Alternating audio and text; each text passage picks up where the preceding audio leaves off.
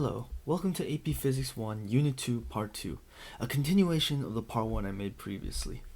I'll be assuming you've watched Last. the video and we'll be using the concepts from there. So today we'll be going over friction forces.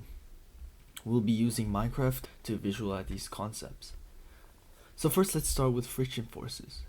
Friction is the force resisting the relative motion of solid surfaces, fluid layers, and material elements sliding against each other. The equation for friction force is mu times n. Mu is the coefficient of friction, which is a measure for how strong the friction is on a given surface. So salt sand would have a high coefficient of friction, while ice would have a very low coefficient of friction. The n here is normal force. You can say it's n or Fn. We went over normal force last video, but basically it is the force that a surface exerts back when something is being pushed on it. So now that the equations have been established, let's move on to the two types of friction forces. The two types are going to be kinetic and static friction. The names are pretty self-explanatory. It's basically the friction during motion and when there's no motion. So first, starting with static friction. Static friction's special property is that the mu times n is the maximum force that you can exert onto the object before it starts to move. This becomes useful in a lot of future problems where they ask you about the maximum force the object can take before it begins to move. Kinetic friction actually doesn't share this property with static friction, so the maximum force required to move the object for static friction is not the same for kinetic friction. For kinetic friction, it's going to be a lot lower, so the mu for kinetic friction is lower than the mu for the static friction. Looking at a real-world example, if a car skids or loses traction, that static friction is lost, and so therefore it's near impossible to get the traction back because the kinetic friction just does not provide the force high enough to keep the car on the ground. So now let's look at a question that deals with friction. Alright, so let's see two examples of static friction in action. So we have this minecart here that's on a flat ground, and the question would be how much force would someone need to exert on the minecart to make it in motion? So we can assume that the max force equals mu Fn. So let's just assume that mu in this case for the rails will equal 0.5. So we know that mu is usually given based on the surface, and the normal force is what we're trying to find. So let's assume that the mass of the minecart equals 5 kilograms, and the gravity, as always, is 9.8. Actually, let's use 10 just to be simple this time. So let's say that the mass is 5 kilograms and the gravity is 10 meters per second squared. So we know that the mass, there's mg going down and the normal force going up. So since we see that the minecart isn't moving, F net will equal 0, and so therefore mg equals Fn. So since mg equals Fn, we can use these values we had before, these ones. We can use them as 5 times 10 equals 50. So the normal force is 50 newtons.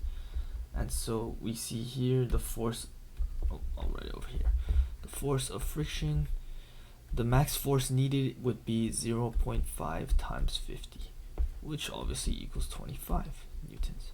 So this person here would have to push at least 25 newtons to get this minecart to move. Alright, so now for the second example, we have a tilted minecart, and the question would be how much friction force is being exerted on the minecart. So let's use the same values from before. Mass of the minecart equals 5 kilos, and the gravity would equal 10. Not kg.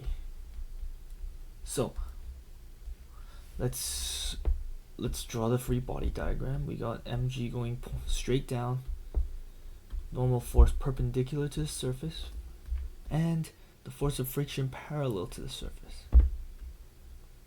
So there would be a 90-degree angle here. So we know that we also know mu, which would be 0.5 again. So we're just using the same values from before. So, and since we already know mu, we just need to know what the normal force is. So let's find the normal force. So from before, since we know that the car isn't moving, F net equals 0. And so now this is where we have to tilt the axis, if you remember. So if we tilt it so that Fn is now the new y, we know that Fn, and since there's no movement in the y-axis either, Fn equals this component of mg, which equals mg cosine theta. So we know that Fn minus mg cosine theta equals the net force in the y direction, which is obviously 0. So then Fn equals mg cosine theta. And so if we use these values, let's just say that the theta is 45 degrees. Use these values, 5 times 10 times root 2 over 2 equals 25 times root 2.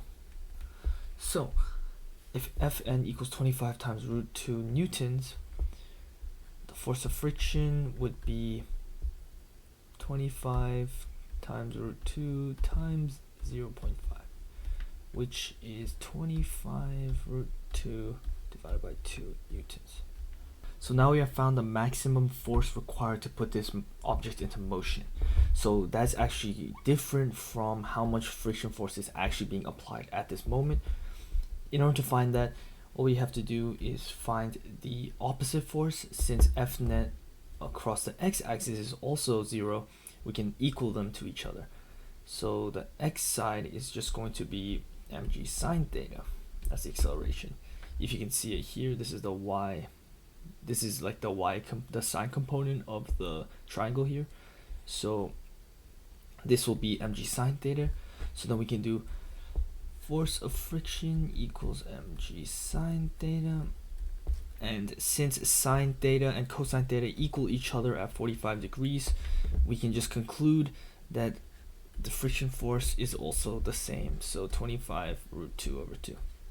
So this kind of means that the minecar is at its threshold. This force is exactly equal to the maximum static friction force, and a little push on this minecar will start to put it in motion and put it into kinetic friction instead. So now let's deal with the problem that has kinetic friction in it. So in this problem, A is going to equal 2 meters per second squared. So this means that this system is accelerating in the x direction at 2 meters per second squared. And here are all the other values. So the mass of the cow is 5 kilograms, right? So let's just draw mg and Fn. The force of tension that I'm pulling this cow at is 20 newtons. So it's 20 newtons. And the degree, or like the angle that I'm pulling it at, equals 30 degrees. So the question is asking, what is the coefficient of friction that the cow has underneath it? So if you want to try this problem for yourself, you can go ahead, but I'll be going through it. So to approach this problem, just draw out all the forces first. So this is Ft, and then this is force of friction. So now let's look at it from the x-axis first. So in the x-axis, the F net of x cannot equal 0 because there is an acceleration of 2 meters per second. We have to write F net as ma. So what is F net? Well, F net is going to be Ft cosine theta, because this component is cosine theta. Ft cosine theta minus f of f equals ma. Now, in terms of which signs to use, we have to say that Ft cosine theta is a positive because the acceleration is going in the direction of the tension force. So it means that this is the positive one. Now the next one is the net force is going up and down in the y direction. So in this case, net force is actually 0, right? Makes sense. So you might be wondering why you need to even find the net force. Well, if we look here, if we solve for f of f, which equals ma minus force of tension cosine theta, and then we make f of f, break it down into mu force, normal force. Normal force is actually a y-axis force, and so we need to look at the y-axis in order to solve this problem. So f net equals 0, and you might be thinking that the normal force equals mg, but that's actually not true, because there is this force of tension that has a y component as well that you need to see, and that y component is the sine component. So we can say that f net equals ft sine theta, and the other one that's with it is normal force minus mg. And so if we solve for normal force here, we can say, since f net is 0, we can say that mg minus ft sine theta equals normal force. So now you can go here, substitute it in for normal force, which is mg minus ft sine theta equals ma minus ft cosine theta. And then if we isolate mu with a simple division, it becomes ma minus ft cosine theta divided by mg minus ft sine theta. And since we know all these values from this chart, we can just plug them all in, and then we'll see what we get.